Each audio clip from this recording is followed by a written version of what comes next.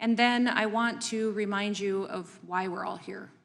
Like, I've had people ask me over and over again, you know, Kristi, why did you say to President Trump that you would do this job? And I said, because this is going to be a difficult job. It's going to be a hard job. We're going to have to secure our border and make sure we're going after dangerous criminal illegals and remove them from our country. And every day, we're going to have to make tough decisions to uphold the law, but to make sure that the consequences for breaking the law are put in place as well.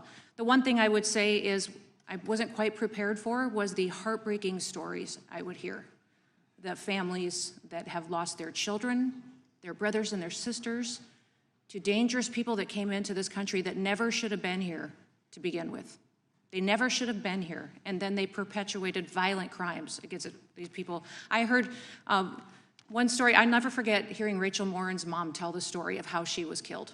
And to listen to a mom talk about how her daughter was slammed into her head exploded, and then he raped her and left her dead, when knowing that Rachel had 5 kids too, that now didn't have a mom anymore, and that individual should have never been in this country. So the reason that I do this job every single day is for that, is that somebody has to do the right thing and tell the stories of these families and make sure that we don't sit around here and make political pot shots on falsehoods and lies, like I just heard from the ranking member, that instead we do the right thing to defend these families and remember their children. Behind me are families with children. Delilah's right behind me, and she and I are good friends, and she was hit by a vehicle, by a truck that was driven by someone who's in this country illegally and had an illegal CDL. That accident should have never happened, because he never should have been in this country, and he certainly shouldn't have been behind the wheel of an 18-wheeler. But she's still with us, and she's doing good, and she's telling her story with her dad and her family, and continuing to make sure that we do the right thing here on Capitol Hill. Listen, the Department of Homeland Security was established after the attacks on 9/11.